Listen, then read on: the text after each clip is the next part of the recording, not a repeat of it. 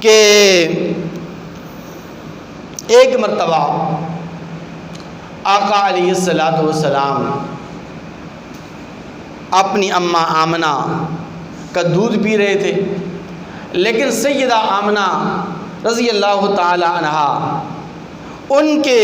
سینے میں دودھ نہیں اترا، چھاتیوں میں دودھ نہیں تھا، تو آپ علیہ الصلوۃ والسلام کو حضرت ابو طالب کے پاس لایا گیا۔ ابو طالب نے آپ علیہ السلام کو گود میں اٹھایا، سینے سے لگایا تو ابو طالب کی چھاتی میں دودھ اتر آیا اور نبی کریم صلی اللہ علیہ وسلم نے دودھ نوش فرمایا۔ اب یہ روایت بے بنیاد ہے، اس کی کوئی اصل نہیں ہے، اس کی بھی میں وجوہات آپ کے سامنے عرض کروں گا، لیکن اس سے پہلے یہ کہ یہ واقعہ بیان کیوں کیا جاتا ہے، اس روایت کو گڑھا کیا ہے، کیوں گڑھا گیا ہے، اور اس جیسی روایات کو گڑھنے کا اور اس جیسی روایات کو بیان کرنے کا مقصد کیا ہوتا ہے؟ مقصد صرف اور صرف ایک ہے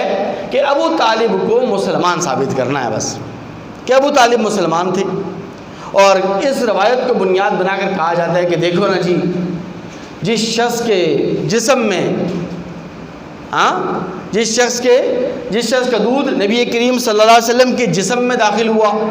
تو وہ شخص جہنم کے اندر کیسے جا سکتا ہے؟ کیونکہ ابو طالب کا حضور اکرم صلی اللہ علیہ وسلم نے دودھ پیا ہے اور آپ علیہ الصلوۃ والسلام کے جسم میں ابو طالب کا دودھ داخل ہو گیا، تو اب ابو طالب جہنم کے اندر کیسے جا سکتا ہے؟ لہٰذا وہ مسلمان تھا اور وہ جہنم میں نہیں جا سکتا۔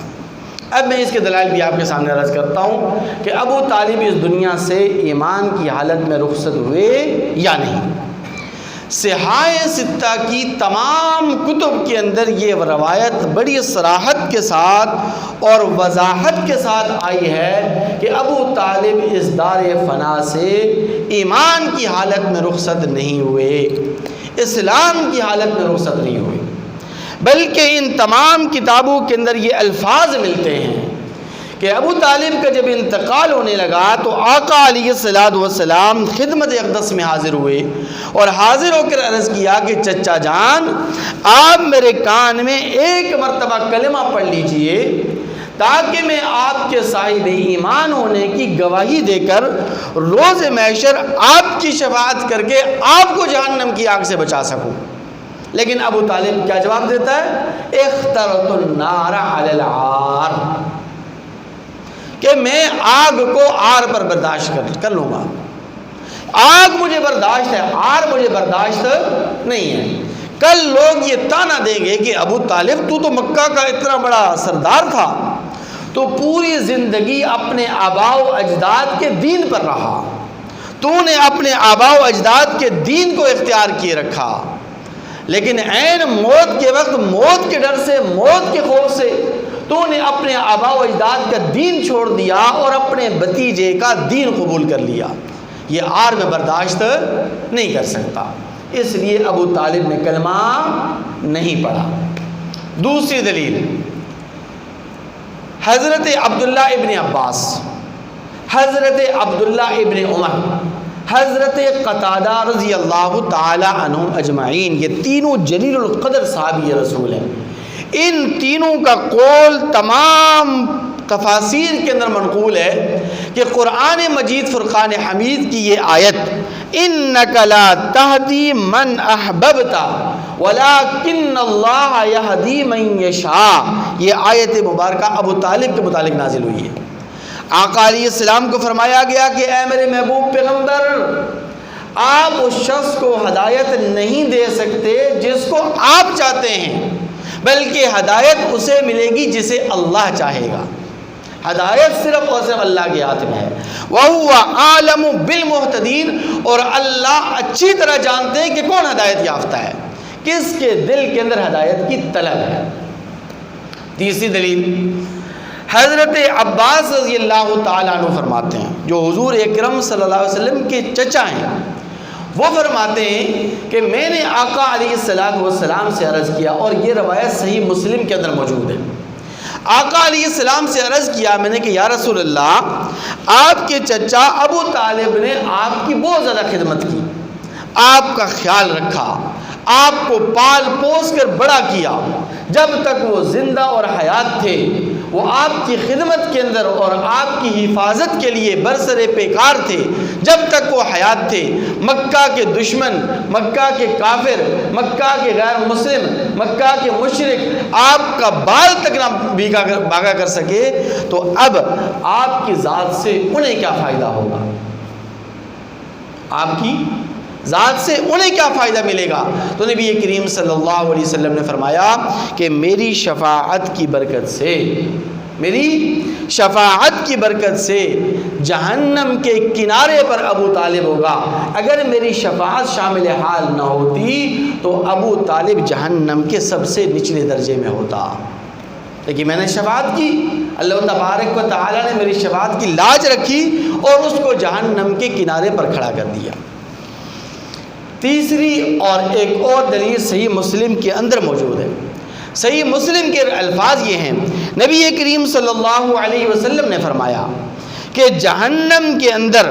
سب سے ہلکا ترین عذاب یہ ابو طالب کو ہوگا، میرے چچا ابو طالب کو ہوگا، اور وہ یہ ہوگا کہ اس کو صرف اور صرف جہنم کی آگ کے جوتے پہنائے جائیں گے، لیکن جب وہ جوتے پہنے گا تو جہنم کی آگ کے جوتے پہننے کی وجہ سے اس کے دماغ کی رگیں اس طرح کھول رہی ہوں گی جس طرح کہ چولہے کے اوپر ہنڈیا رکھی ہو اور ہنڈیا کے اندر پانی ابلتا ہے اور کھولتا ہے۔ اسی طرح ابو داؤد کے اندر، سنن ابو داؤد کے اندر یہ روایت موجود ہے کہ نبی کریم صلی اللہ علیہ وسلم نے فرمایا کہ جہنم کے اندر سب سے ہلکا ترین عذاب ابو طالب کو ہوگا۔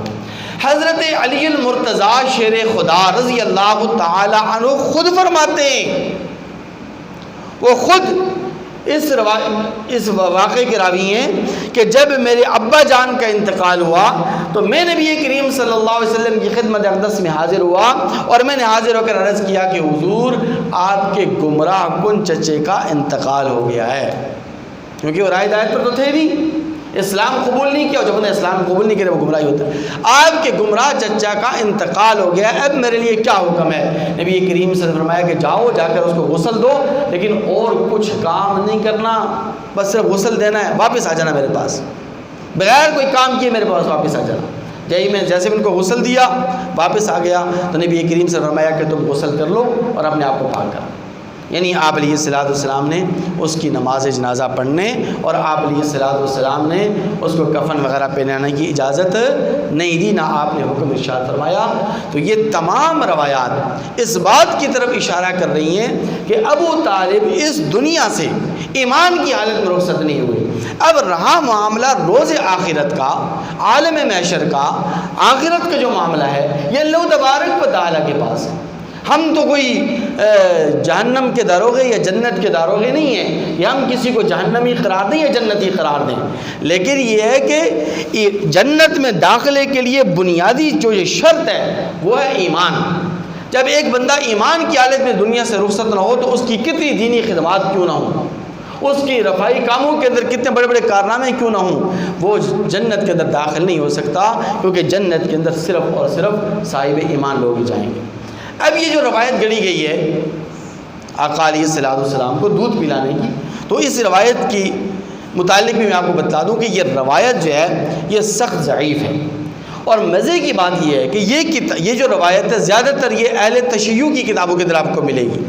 لیکن خود اہل تشیع کا ایک بہت بڑا امام ہے، عالم بھی اسے وہ کہتے ہیں، علامہ کہتے ہیں اسے، اور مشہور و معروف ہے علامہ باقر مجلسی، وہ تو اس روایت کو صرف ضعیف ہی نہیں کہتا بلکہ وہ کہتا ہے کہ اس میں جو راوی ہے علی بن ابی حمزہ یہ ملعون بھی ہے اور متہم بالکذب بھی ہے، یعنی یہ جھوٹا قسم کا راوی ہے اور ملعون قسم کا راوی ہے۔ اور جب خود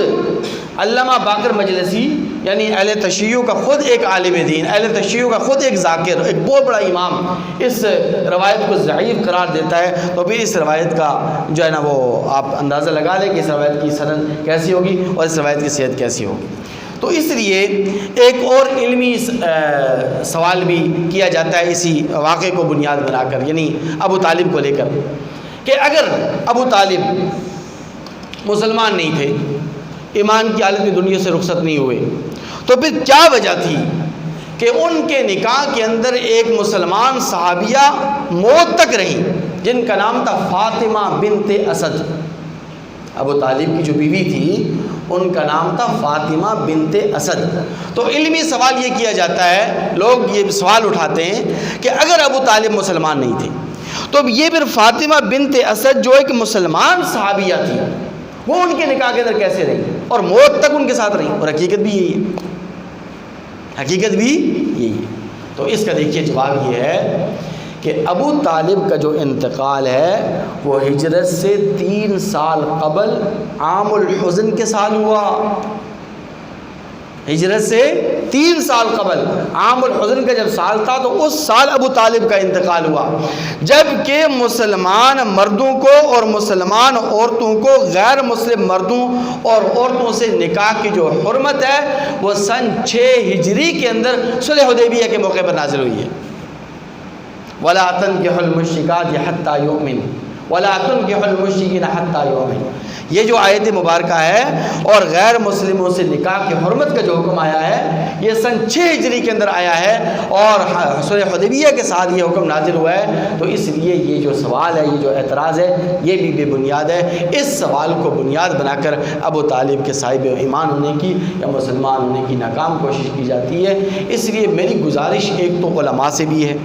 ائمہ کرام سے بھی ہے، خطباء سے بھی ہے کہ وہ اس طرح کے من گھڑت واقعات آخر کیوں بیان کرتے ہیں؟ کسی کی فضیلت اور عظمت کو ثابت کرنے کے لیے ایسے واقعات بیان کرنے کی ضرورت ہی کیا ہے؟ آقا علیہ الصلوۃ والسلام کے بلند اخلاق کی گواہی قرآن دیتا ہے، وَإِنَّكَ لَعَلَىٰ خُلُقٍ عَظِيمٍ۔ اے میرے محبوب پیغمبر صلی اللہ علیہ وسلم، آپ بلند اخلاق والے ہیں، آپ جیسے اخلاق کریمانہ کسی کے ہو ہی نہیں سکتے۔ تو آپ علیہ الصلوۃ والسلام کے عمدہ اخلاق کو بیان کرنے کے لیے یہ بڑھیا کے من گھڑت قسم کے واقعات بیان کرنے کی کیا ضرورت ہے؟ قرآن کو بیان کیا جائے، احادیث مبارکہ کو بیان کیا جائے، سیرت رسول کو بیان کیا جائے، آقا علیہ الصلوۃ والسلام کے طور طریقوں کو بیان کیا جائے۔ آپ علیہ الصلوۃ والسلام کی عظمت تو 14ویں رات کے چاند سے زیادہ چمک اور دمک رہی ہے۔ آقا علیہ الصلوۃ والسلام کی سیرت طیبہ تو سورج کی روشنی سے بھی زیادہ روشن اور منور اور معطر و منور ہے۔ تو اس لیے نبی کریم صلی اللہ علیہ وسلم کے اخلاق کریمانہ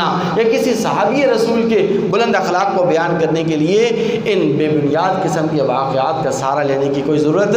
نہیں ہے۔ دعا رب کریم سے اللہ تبارک و تعالی میں حق سچ بیان کرنے اور اس پر عمل کرنے کی توفیق